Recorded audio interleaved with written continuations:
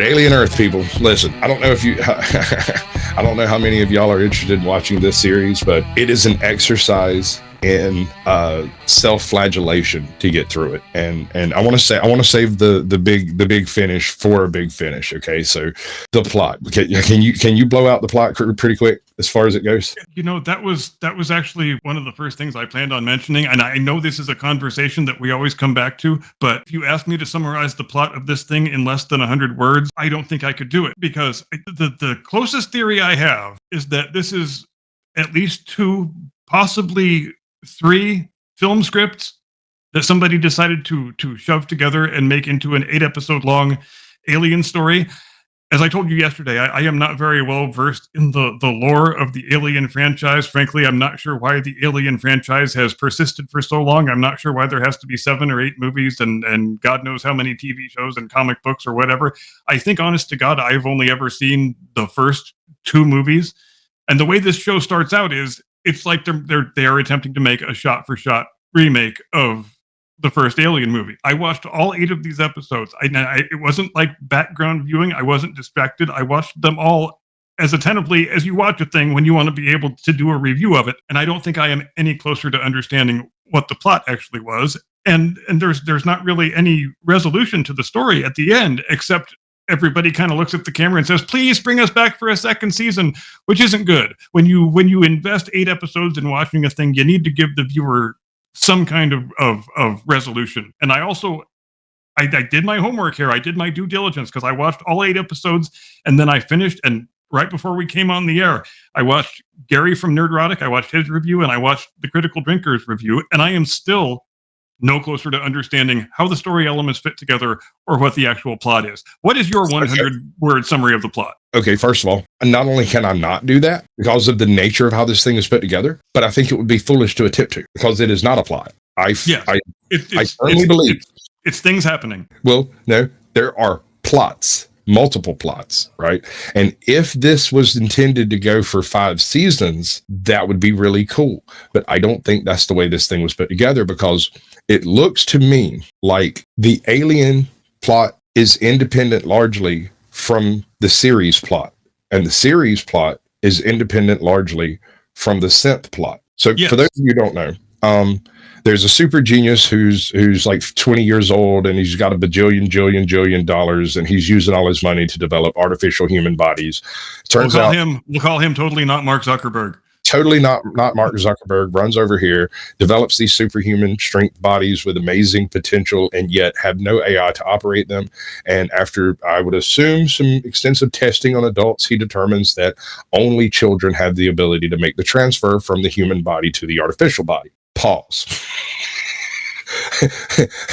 Do you know what happens to the children getting these new artificial bodies? They are buried in a graveyard out in the jungle, and the what's her name, Sylvia, actually goes and visits them during the final or next to final episode, where she is then encountered by the adult xenomorph, who is then neutralized by the Weyland-Yutani security forces, and I'm pretty sure that's what happened. Hold on, we're getting ahead of ourselves. Buried in a jungle out there. Okay, so they don't survive the process. Correct. How can you prove that the entity inside of that robot, that android, because I think that's the point of all this, is to create the synthetic androids from the later quote unquote shows, because this is, I'm not even sure where this happens in the freaking timeline. That's the next thing I wanted to bring up, but finish your thought.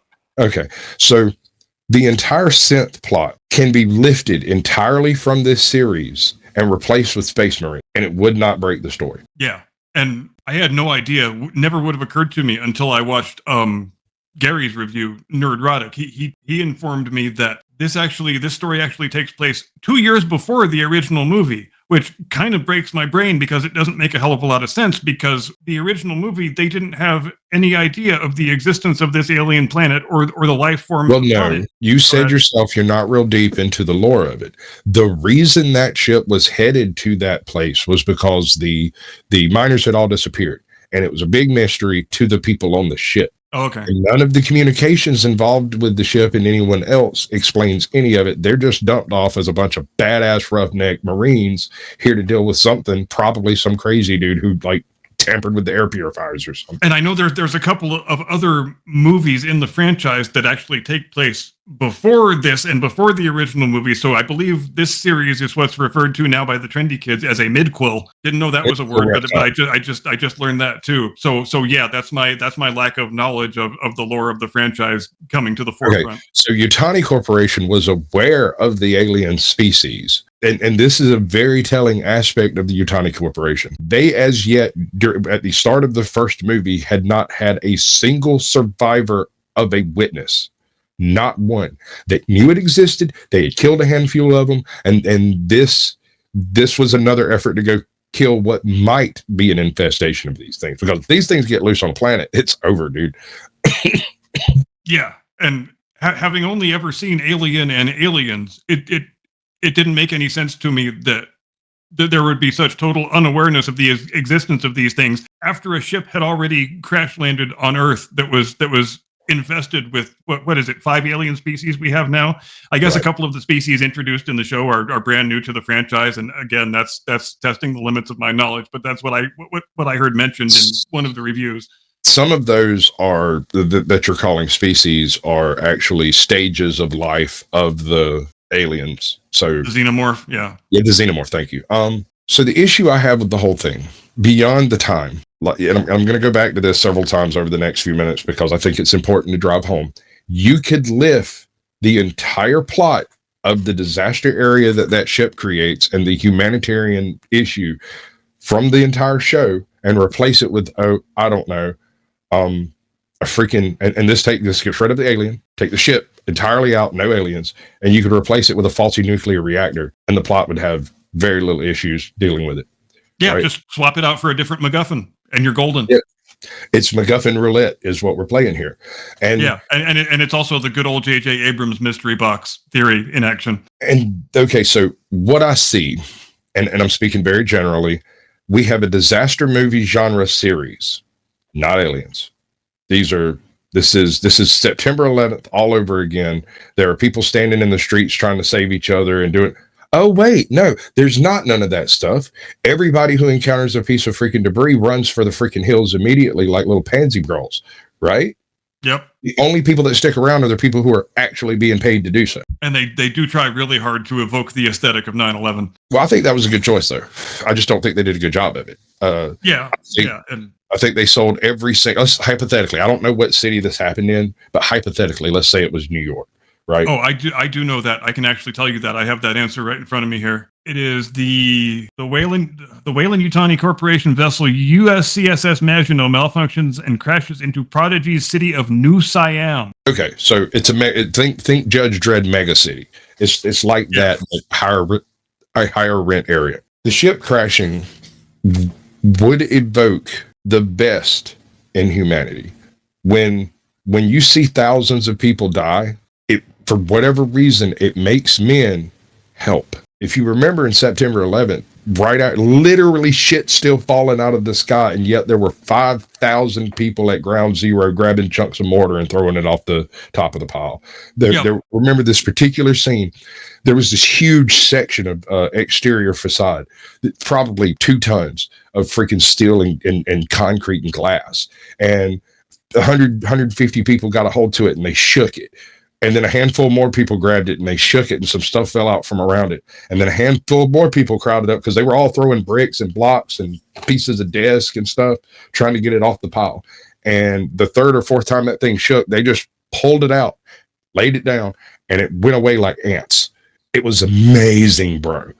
And as you mentioned, a lot of the earliest bucket brigade type deals were formed by just random people.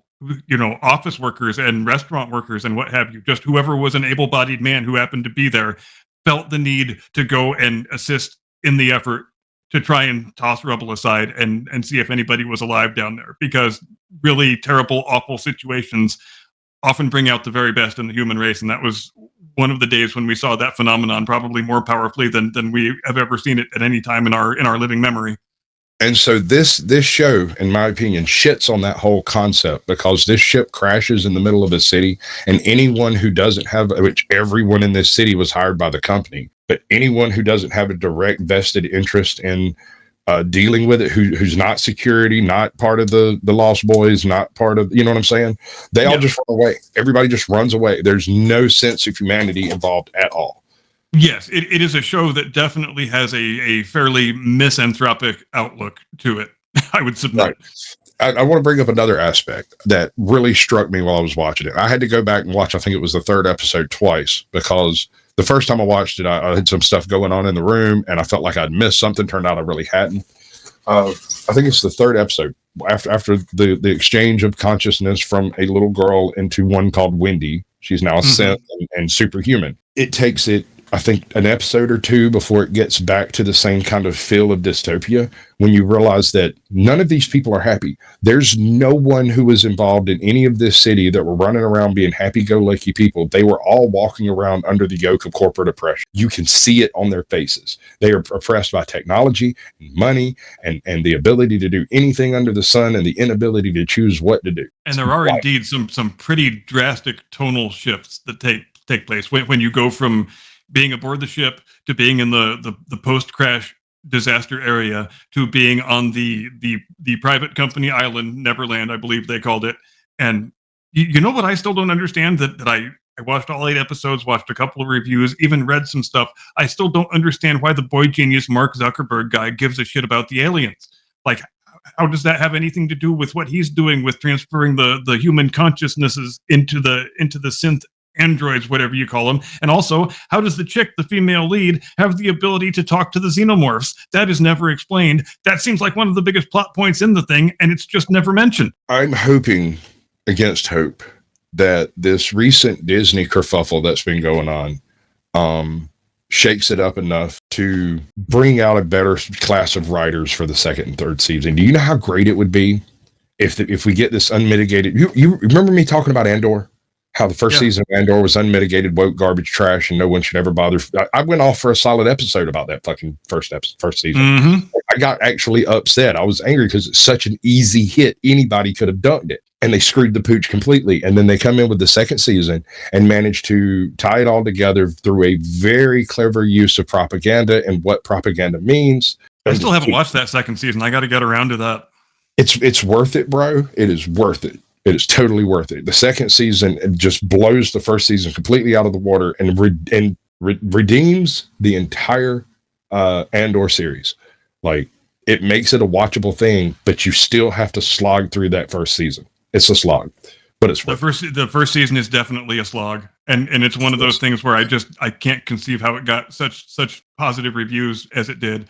I also don't understand that about the Alien Earth show. Did you know the Alien Earth show has 93% on Rotten Tomatoes? Can you believe that?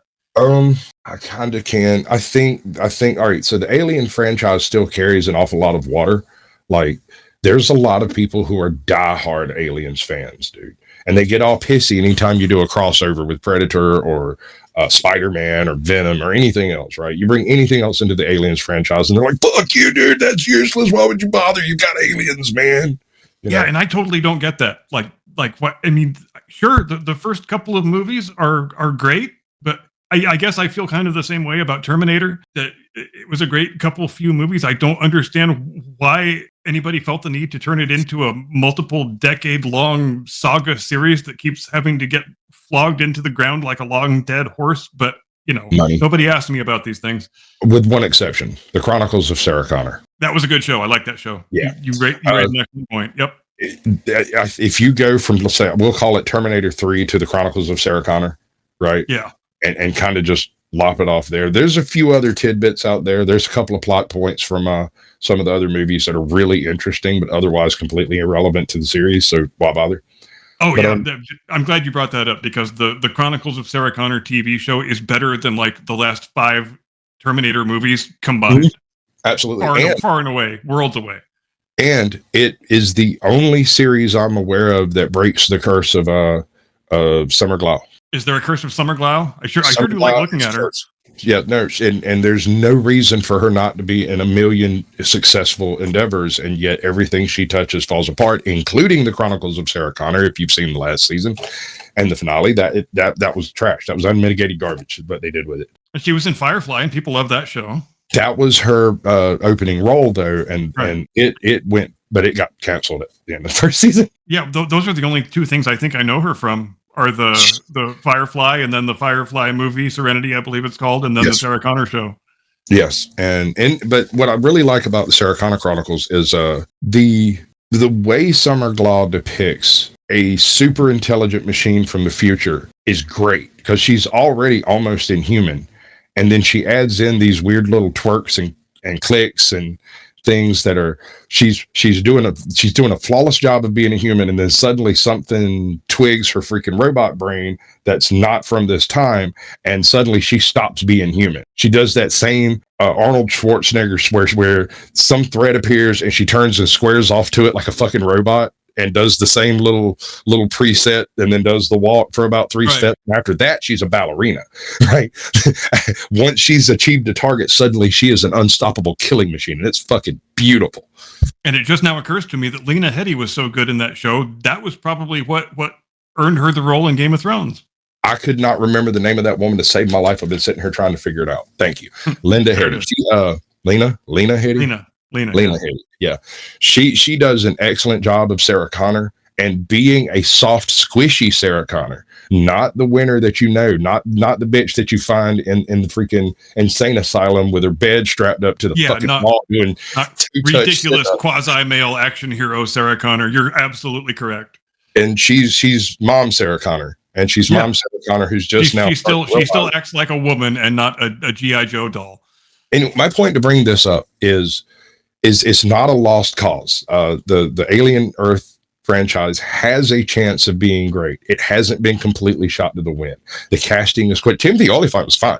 I have no issues with anything he did. I've never seen him in anything that I hated. Yeah, no, he's an excellent actor. Yep. He's one of the reasons why I kind of am excited about AI, because I'll be able to put him in various roles. See what it looks like. I think the most recent thing I saw him in before this was Once Upon a Time in Hollywood. And so I started thinking about that. I mean, I think, as we've talked about before, that's probably, in my opinion, the best movie anybody's made in the last 20 years. And he is only in it for one sequence, but it's such a freaking bitching performance and so crucial to the rest of the movie, because I think, and I've long thought, that one of the most challenging things you can ask an actor to do is not to just play a character, but when an actor is playing a different actor, playing a character, and that's what they have to do in that sequence in Once Upon a Time in Hollywood. Because you've got DiCaprio playing Rick Dalton, playing the villain of the week on the Lancer show, and you've also got Tim Olyphant doing the same thing. And it's easy to forget as you're watching it that it's actually 3 layers of artifice you're looking at. And my God, that sequence is so brilliant. You couldn't have 1 or 2 whiskey sours. You had to drink goddamn 8. Quit drinking. I'll put a fucking bullet in your head tonight. God damn it. I don't know that I've seen all of that movie. Every time I put that movie on, and about 5 minutes into the beginning, somebody shows up, or I get a phone call, or I've got to go do something, or the fucking grill catches on fire, whatever, something that I absolutely have to go do. I've never seen more than 15 minutes of that show. Oh my God. Are you kidding me right now? Yeah, no, I'm not. I'm dead serious. I will immediately rectify that after I do some Uber squatching as soon as all this is over. Yeah. Cause if we've never had detailed discussion about that picture, we gotta fix that urgently. We can do that. Because that's the, like I said, if you ask me for the best picture anybody's made in the last 20 years, I would have a hard time not saying that's it. So what we have is 3 plots intertwined into the same movie, possibly forked plots. So you could feasibly make the argument that some of the interactions between the Lost Boys and the Yutani crew, right? It could be an additional subplot. I actually have partial confirmation of that theory, which I will read to you right now from Wikipedia. In February 2019, Bloody Disgusting reported that 2 Alien television series were in development, one of them animated and one live action, one of them from Ridley Scott and one of them for FX on Hulu. In December 2020, as part of Disney's Investor Day presentation, the latter television series project was finally announced to be in development for the network, with Noah Hawley as showrunner and Scott as executive producer, being set on Earth in the near future. So there we go. That's confirmation of at least part of our theory, that they had 2 shows that were in development and they crammed them together to make this thing, and possibly another unrelated movie script, I think, is still a possibility. There's no need for the disaster plot. There really isn't. And the Neverland plot is sometimes so tenuously connected to the rest of the narrative that, like I was telling you earlier, that it almost feels like somebody else had wrote a script that wasn't even for an alien movie, that it was just a treatise or a rumination on the concept of transhumanism that was kind of loosely based on the story of Peter Pan.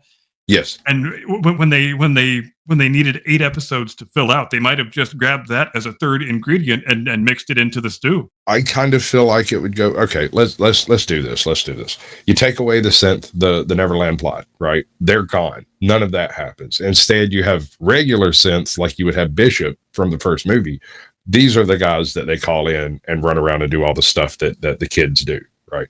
Right. It doesn't really change the movie all that much, except the crazy genius that's in the freaking ivory tower over here is even more so in control than he is of these children robots running around, right? And I think that's going to come up if there's a season 2. I think the children robot having free will is going to be an issue, right? Obviously, you can't build and as a you machine. mentioned, it often feels so disjointed that there are entire sections, almost entire episodes, that you can just lift out of the thing and discard, and it wouldn't change anything at all. You wouldn't miss much out of any particular plot, but you might miss some important points for the continuation of the plots. I'm thinking especially of like episodes 2 through 4, where you really get the feeling that they are stretching this thing out because we got such and such number of episodes we have to deliver, and so there's a lot of walking and talking in hallways, which is what you often get when writers are trying to stretch a thing out as much as possible.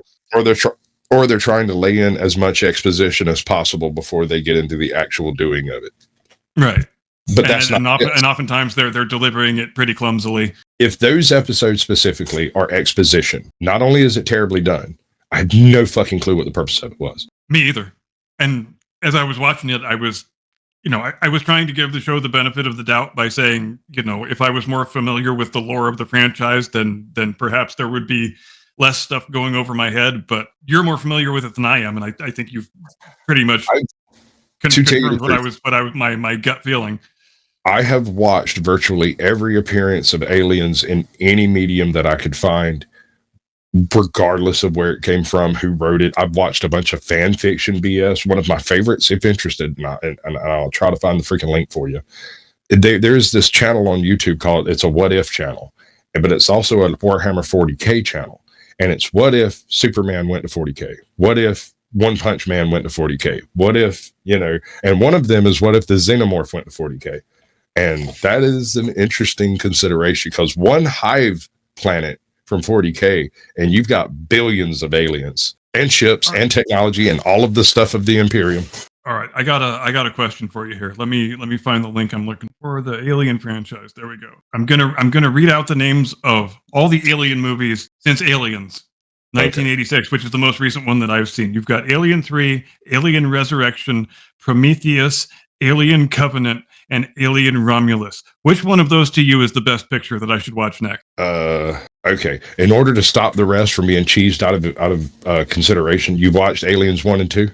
Yes. Check out Prometheus and then watch Aliens 3. All Not right, because of any timeline thing, but because of the ideas and concepts that are put forth in Prometheus will open you to some of the understandings of why things are the way they are in Alien 3. Alien 3 doesn't explain it very well. She's a clone. That doesn't really do it justice because it's more than that. There more has gone on, and you get hints of the type of stuff that's going on from Prometheus that will carry over well into Aliens 3 once you kind of wrap your brain around it. Because it's just one of those franchises that most people know a lot about, and for whatever reason, I've just never cared enough to watch any of it. But maybe if I did, then this show that I've just watched would make slightly more sense to me. Man. Sigourney Weaver, dude, she's so fucking hard in that series, bro. Did you know they had to manually remove her pubes from the underwear scene in the first movie? I actually just read about that when I was doing my background for this very program that we're on right now. There's a whole interview with Ridley Scott saying she didn't want to pull up her underwear and she didn't want to shave her bush, so I had to actually pay a guy $5,000 to go through with a little paintbrush through every frame of the picture because we didn't have digital back then and remove all of her little minge hairs. And he actually said minge. He said minge hairs, and I thought that was fantastic. You gotta love it, bro. I know. But yeah, Prometheus, then Alien 3, and after that, it really doesn't matter because it really doesn't matter. You Covenant or Romulus. Covenant. There's a few things in Romulus that are kind of throwbacks to things that happened in Covenant, but Covenant to me struck me like a member berry soup. You remember what I was talking about with what's the name of that show? Skeleton Crew. Yes. The Star Wars children's thing, the Goonies in space. Yeah. Those kind of member berries where they're just smashed into your face and rubbed around. That's what Covenant gave me vibes of. There's so many member berries you can just stomp all over them and make some wine. You can make some member wine, which sounds member horrible. wine. Yep. You can get drunk on the member wine, so you can kind of. I don't know if you want to drink any of my member wine, bro. And anesthetize yourself to the number of member berries that are being thrown in your face by the producers of the thing you're watching. Yeah, and Romulus is kind of the same way, but it does kind of harken, if I remember right, it harkens back to Covenant, not so much back to the originals of the Alien franchise. It harkens an awful lot back to Alien 3, which is one of and Prometheus, which is why I say watch Prometheus, then Alien 3, then the other two, and some of the stuff that they do in those two will make a little more sense. And that's exactly how I felt when I was watching the opening sequence of this Alien Earth show, even though it's probably been quite a few years since I watched either the first or the second Aliens picture, but like as soon as it comes on screen, I'm like, my God, we are really trying hard to recreate the visual aesthetic of the first Alien movie here. Even the cockpit of the spaceship where it's got that whole 1970s thing going on where it's just flashing, blinking lights everywhere. And we don't make much of an effort to say what they are or what they do. It's a sci-fi movie, so we've got flashing, blinking lights everywhere. And we've got the the green letters on the old school CRT computer screens, and we've got a guy that looks exactly like Yaphet Kotto. We've even got actors that seem like they were specifically cast to resemble the members of the cast of the original picture, which I feel like somebody really wanted to make a remake of the original Alien movie, and that might be one of the movies that got tossed into the melting pot of what wound up being this series. But who knows? I will do some more watching and draw some more informed conclusions. Absolutely. Thank you, ladies and gentlemen. This has been an amazing show. Do the thing.